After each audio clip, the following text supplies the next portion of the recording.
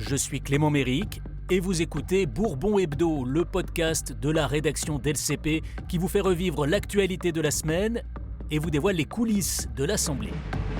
La séance est ouverte. Bonjour à tous et bienvenue dans Bourbon Hebdo. Au sommaire cette semaine, on va vous raconter les coulisses du vote du budget de la sécurité sociale. C'était mardi dernier et ça s'est joué à pas grand-chose. On évoquera aussi les hypothèses qui circulent pour faire adopter le budget de l'État. On verra que là, ce n'est pas gagné. On reviendra aussi sur l'audition de la patronne de France Télé par la commission d'enquête sur l'audiovisuel public. On vous racontera la dure loi des niches parlementaires avec le sort réservé à une proposition de loi socialiste jeudi soir. Et enfin, on verra que les députés ne font pas de cadeaux à leurs anciens collègues retraités. Voilà pour le sommaire. Et pour vous servir aujourd'hui, on est avec Stéphanie Despierres et Anne-Charlotte Dussault. Bonjour à toutes les deux. Bonjour.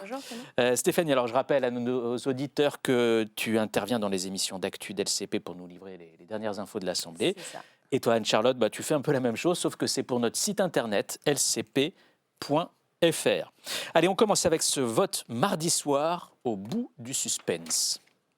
Votant 574, exprimé 481, majorité 241, pour 247, contre 234. L'Assemblée nationale a adopté. Alors l'incertitude a vraiment plané jusqu'au dernier moment, mais l'Assemblée a donc finalement adopté ce budget de la sécurité sociale. 149.3, ça faisait longtemps que ça ne s'était pas produit. Depuis 2022. Voilà. Jusqu'au bout, on a vraiment craint le pire du côté du gouvernement, Stéphanie ? Ah oui, tout le monde était absolument fébrile. Certains disaient, bon, c'est bon, on a calculé, ça passe à 2 voix près. Moi, j'étais aux 4 colonnes toute la matinée du mardi. Les députés faisaient les comptes. À un moment, il y en a un qui vient me voir et qui me dit, c'est bon, je suis à 235 pour, donc je pense que ça passe. Mais en même temps, j'arrive pas trop à évaluer les contre parce qu'il y a beaucoup d'abstention. Voilà, tout le monde a calculé, recalculé, gouvernement, députés, journalistes, toute la journée. C'est assez drôle parce que tout le monde attendait ce vote et du coup, tout le monde se disait, alors toi, t'as combien ? Il y a même, moi, je discutais avec un président de groupe à un moment qui disait, c'est quoi, vous arrivez à combien ? Moi, je suis plus à ça. Enfin, vraiment, tout le monde était dans la marge d'erreur et jusqu'au vote, finalement, personne ne savait de quel côté la pièce allait retourner. Un vote un peu plus large, finalement, que ce qu'on aurait pu penser. Oui, parce qu'en fait, on a beaucoup de gens arrivaient à 5-6 voix d'écart et là, c'était 13 voix, donc c'est un peu plus clair. Alors, avant de passer au vote, il y a eu d'autres petits votes, entre guillemets, parce que le gouvernement, il avait demandé un second vote sur certains articles. Et là, il s'est fait une grosse frayeur à un moment. Oui, notamment quand Laurent Wauquiez a pris la parole. En fait, le gouvernement voulait un article sur ce qu'ils appellent les rentes, c'est-à-dire ils estiment que, par exemple, la radiologie gagne trop d'argent, certaines spécialités médicales gagnent trop d'argent, donc ils voulaient encadrer un peu ce mécanisme-là. Il y avait eu des débats, l'article avait été enlevé, le gouvernement a voulu le remettre. Et là, Laurent Wauquiez prend la parole, monte au créneau, on est dans l'après-midi, et il dit très clairement, hors de question, on ne veut pas de cet article, on veut défendre la médecine libérale, etc. Et là, on sent un moment de tension, où on se dit que là, tout peut déraper. On ne voit pas tout à fait le visage de la ministre de la Santé, mais on sent qu'elle a des petites gouttes de sueur qui perlent sur le front, et très rapidement derrière, elle prend la parole, elle s'incline, marche arrière, elle dit à Laurent Wauquiez, elle bafouille un peu en disant... Ok, peut-être oui, c'était pas très clair le vote, mais ok, on en reparlera peut-être, mais je retire l'article. Alors, si ce budget de la sécurité sociale a été adopté, c'est parce que le PS a décidé de voter pour plutôt que de s'abstenir. Mais ce qui a fait la différence, c'est cette prise de parole juste avant le vote. Si j'écoutais mon cœur et si j'écoutais mes tripes, je vote contre ce texte. Ce vote, très clairement, est un vote de raison et pas un vote de cœur. Mais à un moment, quand il y a une avancée, quand il y a la manière de dire qu'on a impacté sur les moyens qui seront mis sur les hôpitaux et sur les soins de ville, on en tire la conclusion qui est que le groupe écologiste et social, en majorité, s'abstiendra. C'était donc Cyrielle Châtelain, la présidente du groupe écologiste à l'Assemblée, qui annonce que son groupe, finalement, va majoritairement s'abstenir. Et alors là, Anne-Charlotte, tu as une info coulisse sur comment tout cela s'est négocié, si l'on peut dire, entre les écologistes et le gouvernement. Déjà, au moment où elle prend la parole, Cyrielle Châtelain, sur ça, en fait, dans cette incertitude, cette journée de l'incertitude avant le vote, la position des écologistes a été une clé de cette incertitude parce qu'il y avait aussi des points presse. Cyrielle Châtelain devait venir parler aux journalistes. Toute l'après-midi, ce point presse a été décalé. Elle devait annoncer la position de son groupe et ça a été décalé à plusieurs reprises parce que les écologistes attendaient une hausse de l'enveloppe des dépenses de santé qu'on appelle l'ONDAM, qui a été augmentée de 3%. Et jusqu'à cette prise de parole-là, effectivement, on ne savait pas ce qu'allaient faire les écologistes. Et le côté un petit peu rigolo, c'est que mardi matin, à la fois Cyrielle Châtelain, qu'on vient d'entendre, le jour du vote, à la fois Cyrielle Châtelain, qu'on vient d'entendre, et la ministre Amélie Montchalin étaient toutes les deux invitées dans une matinale, une sur BFM, une sur RMC, donc ils sont dans les mêmes locaux, et elles se sont croisées au maquillage, et ça nous a été raconté dans les deux camps. En fait, chacune a discuté, effectivement, à négocier et à discuter dès le matin, et même les jours avant, mais dès le matin dans la loge. Ça a permis d'avancer, sans conclure forcément. C'était pas à ce moment-là que... Non, c'était une étape, mais elles n'ont pas topé à ce moment-là, quoi.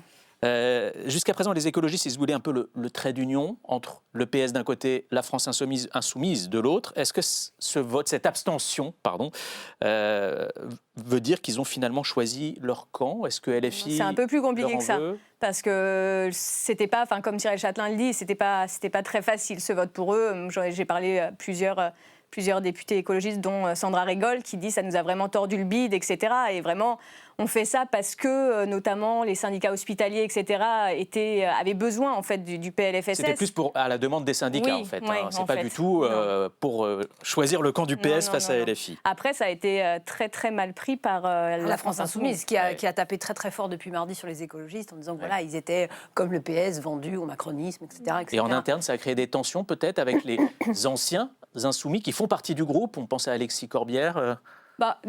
Pour le coup, je ne sais pas si on veut parler de tension, mais même pas qu'Alexis Corbière. Par exemple, Sandrine Rousseau, qui pour le coup est députée écologiste, qui elle a voté contre, et dit en fait, il y a des milliards. Le gouvernement à la fin a fait tapis. Il y a des milliards qui ont été proposés, mais en fait, on ne sait pas d'où viennent ces milliards. Donc pas forcément, à la limite, les anciens insoumis, leur vote était plus logique que d'autres. Le gouvernement s'est évidemment félicité de ce vote de l'Assemblée, mais il y a encore un dernier obstacle à franchir. On n'en parle pas beaucoup, mais mardi prochain, il y a un ultime vote des députés. Est-ce qu'il y a un risque que tout tombe à l'eau ? Alors mardi, c'est la validation définitive, parce que là, le texte du budget de la Sécurité sociale est reparti au Sénat, donc il revient mardi pour une validation définitive. Alors, a priori, vu les débats qu'il y a eu, chacun ayant pris ses positions, le vote de l'Assemblée, les députés ne devraient pas changer d'avis. En revanche, il peut y avoir un risque, et le gouvernement n'est pas serein, le ministre nous l'a dit, il y a toujours un risque, c'est qu'il y a un enjeu de mobilisation. La semaine dernière, l'hémicycle, il était quasiment plein, quasiment tous les députés ont voté. Peut-être que ce ne sera pas tout à fait la même chose mardi. Il va falloir que le gouvernement et les groupes battent leur appel pour dire aux députés soyez bien là, parce que quand ça se joue à 13 voix près, c'est à ce moment-là que quand vous avez un manque de députés qui ne sont pas là, qui ne sont pas venus alors qu'ils étaient très mobiles la semaine d'avant, c'est là qu'il peut y avoir un risque pour le gouvernement. Bon, on va surveiller ça évidemment, mais alors en attendant ce vote de la semaine prochaine, après une telle séquence, forcément on cherche à savoir qui sont les gagnants, qui sont les perdants. À droite, on a vu qu'il y avait Laurent Wauquiez d'un côté et Bruno Retailleau de l'autre qui défendaient deux lignes différentes. C'est Laurent Wauquiez qui a marqué des points ?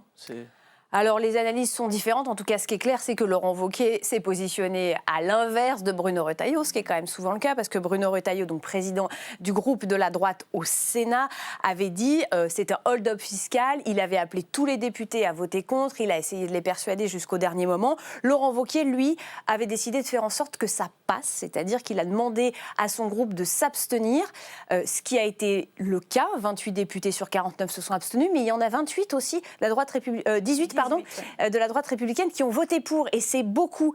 Et alors certains analystes disant c'est une victoire de Laurent Wauquiez parce que c'est la ligne de l'abstention qui a gagné, mais d'autres disent qu'en fait il s'est débrouillé pour qu'il y ait quelques pour, mais il ne pensait pas qu'il y en aurait 18. Et que le fait qu'il y en ait autant, c'est peut-être en partie quand même une défaite de Laurent Wauquiez. Est-ce qu'il tient vraiment son groupe ou pas ? Voilà, donc tout le monde trouve à droite, la situation étant tellement compliquée, l'avantage c'est que comme il y a plusieurs lignes, chacun peut voir midi à sa porte.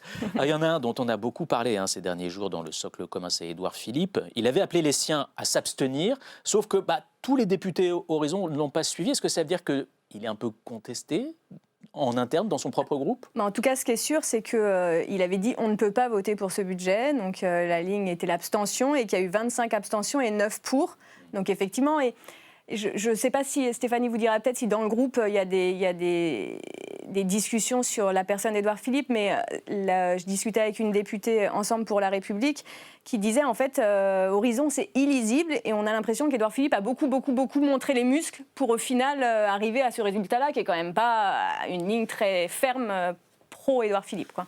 Stéphanie, tu as pu échanger un peu avec des députés Horizon? Oui, il y avait des débats dans le groupe. Il y en a même qui, au départ, soutenaient tellement Édouard Philippe qu'ils voulaient voter contre. Donc, ceux-là ne sont pas allés jusque-là. Mais il y avait les mêmes interrogations que dans le groupe de la droite républicaine. C'est-à-dire, est-ce qu'en responsabilité, on fait passer ce budget de la sécurité sociale ou pas?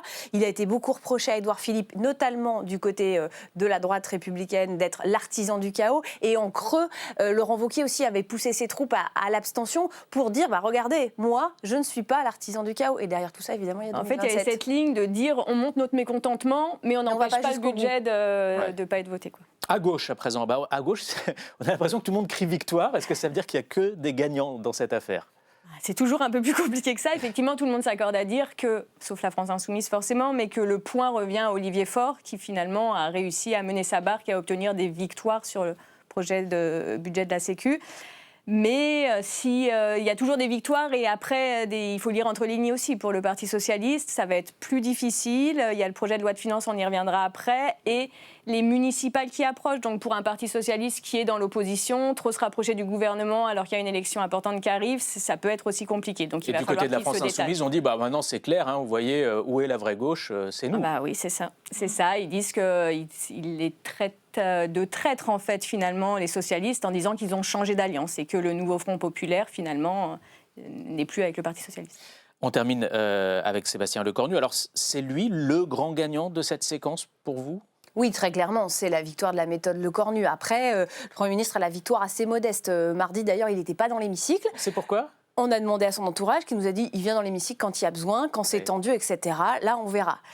Il n'avait pas un peu peur de se retrouver pris en photo au banc sur un rejet du budget ? Sur une défaite, probablement. Sur ce coup-là, il a peut-être été un peu plus moine que soldat. Et il s'est dit, je vais me mettre en retrait, je vais voir comment ça passe et je ne vais pas m'afficher en première ligne si jamais ça ne passe pas. Le gouvernement dit que c'est cette victoire sur le PLFSS, c'est le choix de la stabilité, que ça augure des bonnes choses pour la suite. Moi, je suis un peu plus circonspecte. La suite, on va en parler justement de ce morceau suivant qui est assez costaud, le projet de loi de finances. Le Premier ministre a eu l'occasion de le redire lors de ce Conseil des ministres. Notre objectif, l'objectif de doter la France d'un budget d'ici au 31 décembre, c'est possible. C'est ce que nous souhaitons. Mais la balle est aujourd'hui dans le camp du Parlement et significativement de la droite sénatoriale qui occupe, comme vous le savez, une grande place dans la commission mixte paritaire. Là, c'était donc la porte-parole du gouvernement, Maud Bréjon, mercredi après le Conseil des ministres. Alors un vote du budget par le Parlement est possible, je reprends ces termes, à condition que la droite sénatoriale y mette un peu du sien. Le Premier ministre y croit vraiment, il a raison d'y croire, Sébastien Lecornu ? Il a raison d'y croire. En tout cas, c'est compliqué de commencer une discussion en disant qu'on n'y croit pas. Et ensuite, il y a effectivement un peu de méthode couée. Et en même temps, sur le PLFSS, personne n'y croyait, ça a marché. Après, on sait que sur le projet de loi de finances, tout le monde s'accorde à dire que ça sera encore plus difficile parce que de chaque côté, le compromis semble plus difficile à trouver, quoi. Et Olivier Faure, ce matin, dans une interview, dit pour l'instant, sur le PLF, on ne va surtout pas voter pour. La question est même de savoir si on va s'abstenir. Donc on voit que les positions sont encore très lointaines. Et les éléments de compromis, les discussions entre le PS et le gouvernement, elles ont eu lieu beaucoup sur le budget de la sécurité sociale. Pour l'instant, sur le budget de l'État global, on n'est pas un accord du tout, on est très très loin. Ce qu'il faut savoir, que c'est aussi peut-être que normalement, quand on vote un budget, c'est qu'on est dans la majorité. Donc sur le projet de loi de financement de la sécurité sociale, c'est moins le cas. Enfin, ça parle plus les aux socialistes Français. ont essayé d'expliquer que c'était moins le cas. Moi, je suis pas très convaincue. Et le gouvernement aussi. C'était de dire on peut et voilà. Mais Olivier Faure, ce matin, c'est dans Libération, dit aussi... Le PLF et le PLFSS, c'est différent parce que voter le projet de loi de finances nous ferait entrer dans la majorité. Donc là, pour le coup, il change un peu de pied sur cette question-là. Alors, il y a deux scénarios qui sont sur la table pour ce projet de loi de finances. Soit il y a un compromis qui est trouvé entre sénateurs et députés, un compromis qui devra ensuite être validé par l'Assemblée, soit on va vers ce qu'on appelle une loi spéciale. Vous avez sondé les députés cette semaine. Quel est le scénario le plus probable selon eux ? Alors, le plus probable, selon eux, c'est la loi spéciale, parce qu'ils ne voient pas d'autres moyens d'aboutir dans le temps imparti. Je vous rappelle qu'ils font un budget avant le 31 décembre. Donc une loi spéciale, on rappelle en quelques mots? En fait, ça permet, c'est 3 lignes, enfin 3 articles de loi, c'est très simple, ça permet juste à l'État de prélever les impôts et de payer les fonctionnaires. Donc en fait, de reconduire en fait, le budget de l'année précédente en attendant d'en voter un nouveau. Ça reconduit à minima et c'est dans l'attente d'un vrai projet de loi de finances. Donc si vous voulez, c'est un peu reculer pour mieux sauter. Ça permet le tuilage entre ce qui se passe là et l'année prochaine. Ça permet à l'État de fonctionner, mais c'est un pis-aller. D'habitude, l'Assemblée ferme ses portes pendant les fêtes de fin d'année. C'est-à-dire que là, il est possible que les députés doivent jouer les prolongations pendant la semaine de Noël. Alors, effectivement, on évoque la loi spéciale, mais avant une éventuelle loi spéciale, il y a quand même la commission mixte paritaire qui va se réunir en fin de semaine. Prochaine? Non, fin de semaine prochaine, oui, effectivement, c'est ça. Et en fait, le gouvernement a envie d'arriver, se laisse du temps pour arriver à un compromis dans cette commission mixte paritaire. Et après, il y a 2 possibilités. Soit la commission mixte est non conclusive, et là, la loi spéciale arrive plus vite. Soit la commission mixte paritaire est conclusive, et il faut que ça soit voté dans les 2 chambres. Et là, ça risque d'être compliqué que ça soit voté par l'Assemblée nationale. Et donc, ça peut effectivement, ça serait le 23 décembre et ensuite reporté au 26 décembre, puisque les députés et les sénateurs doivent venir dans l'hémicycle pour voter la loi spéciale. Oui. Ils mangeront une dinde entre la commission mixte paritaire et la loi spéciale. C'est ça. Ça peut être fait en une journée presque, mais il faut quand même être là. Allez, on va passer au reste de l'actu à l'Assemblée cette semaine. La présidente de France Télévisions a été auditionnée mercredi par la commission d'enquête sur l'audiovisuel public. Une audition assez musclée, un peu trop aux yeux du président de cette commission. Monsieur le rapporteur, je l'ai indiqué en préambule de cette audition, on n'est pas dans un live tweet en direct, on n'est pas sur TikTok, X et Facebook en temps réel. On est dans le cadre d'une commission d'enquête. Vous êtes concentré, au nom des Français, vous êtes concentré sur l'audition de la présidente de France Télévisions et du secrétaire général. Vous pouvez lui poser toutes les questions. Et jusqu'à maintenant, je crois qu'elle a répondu à quasiment toutes les questions. C'était donc le président de cette commission d'enquête sur l'audiovisuel public, le député Horizon Jérémy Patrier-Létus, qui recadre son rapporteur, le député UDR Charles Aloncle. Qu'est-ce qui lui a valu ce recadrage, Stéphanie ? En fait, Charles Aloncle a pris la parole très longuement, ce qui est son rôle de rapporteur, pour interroger la présidente de France Télévisions. Et plusieurs fois, il lui a aussi dit qu'elle ne répondait pas aux questions, alors qu'en fait, elle répondait. Enfin voilà, il y avait beaucoup de tensions. On sait que cette commission d'enquête voulue par l'UDR est de toute façon une commission d'enquête très politique. Charles Aloncle cherche à chaque fois à mettre en difficulté la présidente de France Télévisions. Du coup, Jérémy Patrier-Létus, le président, essaye de calmer un peu les choses. Voilà, mais cette audition-là, comme toutes celles de cette semaine sur la commission d'enquête audiovisuelle, était assez tendue entre le rapporteur, les personnes interrogées et le président de la commission. Alors oui. Effectivement, il y a eu celle de Delphine Ernotte qui a duré 4h30 d'ailleurs. Hein. Et il y en a eu donc jeudi, celle de 2 anciens présidents du CSA et de l'ARCOM, enfin devenus ARCOM, donc Olivier Schrammeck et Roch-Olivier Mestre, et l'ambiance était exactement pareille. Charles Aloncle a essayé en fait, il prend la parole pendant 45 minutes et il essaye avec Olivier Schrammeck, c'était sur des éventuelles pressions de François Hollande sur la nomination de Delphine Ernotte en 2015, dont se défend Olivier Schrammeck, et effectivement qui a été relancé à plusieurs reprises par Charles Aloncle. Et Jérémy Patrier-Létus, à un moment, lui dit, en fait, c'est pas parce que les réponses ne vous conviennent pas qu'il faut les reposer, reposer les questions, toujours. Et il y a eu un autre passage à la fois entre une confrontation assez vive entre Charles Aloncle et le député Erwan Balanant, et aussi avec Céline Calvez, où vraiment, à chaque fois, ils lui disent « Non, mais ça suffit, en fait, et laissez parler les autres aussi ». Donc, c'est vrai que c'est assez tendu. C'est pas la première fois qu'une commission d'enquête prend un peu des airs de tribunal. Est-ce que ça fait réagir les députés ? Est-ce qu'il y en a qui disent « Bon, bah là, faut peut-être qu'on encadre un peu plus ces commissions d'enquête parlementaires » ? Ça, c'est toujours la grande question. Effectivement, dès que c'est un petit peu polémique, que ça soit Bétaram avec François Bayrou, que ça soit celle sur les fréquences de la TNT, etc., qui avait été aussi polémique, il y a toujours cette question-là. C'est en réflexion dans les travaux de l'Assemblée nationale de mieux les encadrer, d'en avoir moins, de leur donner plus de pouvoir, mais de mieux les encadrer. Après, c'est assez compliqué à encadrer parce qu'il faut, pour changer les règles de l'Assemblée nationale, il faut l'unanimité, que la majorité des groupes soient d'accord. Et là, on sait que voilà, si ces commissions d'enquête sont très politiques, il est peu probable que tous les groupes soient d'accord pour peut-être mieux les encadrer. D'un mot, l'audition de Delphine Ernotte, c'était un peu une mise en bouche. Le plat de résistance, c'est pour la semaine prochaine ? Il y a effectivement des auditions très importantes la semaine prochaine, celle de Sybille Veil, la présidente de Radio France, et aussi celle des journalistes Patrick Cohen et Thomas Legrand, qui étaient au cœur d'une polémique en septembre dernier. Et on vous racontera ça, évidemment. On est dans la période des niches à l'Assemblée. Alors, je rappelle qu'une niche, c'est une journée au cours de laquelle un groupe peut défendre ses propositions de loi dans l'hémicycle. Jeudi, c'était donc au tour du PS. Il était très exactement 23h56, donc jeudi soir, dans l'hémicycle. Séance présidée par Sébastien Chenu.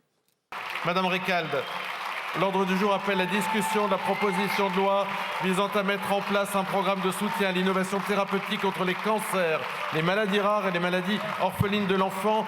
Madame la rapporteure de la Commission des affaires sociales, Madame Recalde, vous avez la parole pour 4 minutes. Monsieur le Président, merci beaucoup, mes chers collègues, Madame la Ministre. Et 4 minutes plus tard... C'est un sujet à la fois d'humanité, de santé publique et de souveraineté. Il a reçu l'avis favorable en Commission des affaires sociales. Et voilà, minuit pile. Prochaine séance, lundi 15 décembre à 21h30. Voilà, la cloche a retenti. C'est la dure loi des niches parlementaires. Marie Recalde a dû s'arrêter là. On peut peut-être expliquer un peu le principe à nos auditeurs? C'est l'effet Cendrillon, c'est pas le carrosse qui se transforme en citrouille, mais c'est la cloche qui sonne et les débats s'arrêtent net. Chaque parti, chaque groupe politique a une journée dans l'année où il peut mettre en débat ses propositions de loi, mais c'est de 9h à minuit. Pas une de plus, donc c'est pour ça qu'on a entendu la cloche. Ça doit être frustrant pour les députés quand même qui travaillent sur leur texte et qui se retrouvent à arrêter comme ça. Tout à fait, mais les députés choisissent aussi le nombre, le groupe politique choisit le nombre de propositions de loi qu'il met à l'agenda. Il peut en mettre 3, il peut en mettre 4, il peut en mettre 6, il peut en mettre 7. Donc après, quand vous en mettez 10... Quand on a la dernière, on sait qu'en gros, on a la dernière, généralement, ça ne de... passe pas. Si vous en mettez 10, vous êtes à peu près sûr que vous n'irez pas au bout. Donc c'est aussi des choix de thématiques. Qu'est-ce qu'on met en premier? Qu'est-ce qu'on met à la fin? À quoi on donne la priorité? Est-ce qu'on donne la priorité à des thèmes dont on veut faire parler? Est-ce qu'on donne la priorité à des thèmes dont on sait qu'ils sont consensuels et donc que ce sera productif et qu'on pourra faire adopter cette proposition de loi? Et d'un mot, le bilan de cette niche parlementaire pour le PS? Finalement, le Parti socialiste en a fait adopter 6 de propositions de loi sur la journée. Donc voilà, donc c'est quand même beaucoup. Oui. Il y a eu, par exemple, assurer le droit de chaque enfant à disposer d'un avocat, protéger les mineurs isolés sans abri, pérenniser l'encadrement des loyers, plafonner le prix des billets d'avion pour les résidents ultramarins. Donc tout au long de la journée, ils ont fait adopter les propositions qu'ils avaient présentées. Et on parle beaucoup de consensus, du fait que les Français demandent aux députés de travailler ensemble. Et c'est vrai que cette niche, elle illustre assez bien le fait que là, les députés ont réussi à se mettre d'accord sur un certain nombre de sujets. Et d'ailleurs, il y avait certains textes qui étaient un peu transpartisans sur l'encadrement des loyers. Alors que d'habitude, les niches sont souvent des moments très politiques où, au contraire, on a des crispations et on voit vraiment les différences de lignes politiques. On termine avec une info qui est passée un peu inaperçue. Les députés n'ont pas été très sympas avec leurs anciens collègues retraités cette semaine. En fait, il y avait cette semaine la réunion du bureau de l'Assemblée nationale, donc qui se réunit à peu près tous les mois, tous les 2 mois, qui est l'instance collégiale sur le fonctionnement et l'organisation de l'Assemblée nationale. Et il y avait une proposition des questeurs de l'Assemblée nationale qui était de ne pas revaloriser les pensions des anciens députés au 1er janvier 2026. Normalement, c'est automatique, sauf que le bureau, vu que c'est un régime spécial, le régime des parlementaires, a le droit en fait de faire voter ça, et ça a été adopté à l'unanimité par les membres du bureau. Pension de retraite gelée pour les anciens députés. C'est ça, exactement. Pas très sympa. Merci beaucoup à toutes les deux. On a fait le tour de nos sujets. On se retrouve la semaine prochaine avec une semaine où il sera question de quoi ? De budget. De budget, évidemment. Et ça nous passionne. Un peu d'audiovisuel public, quand même. Oui, c'est vrai. Merci encore. Bon week-end et à la semaine prochaine. La séance est levée.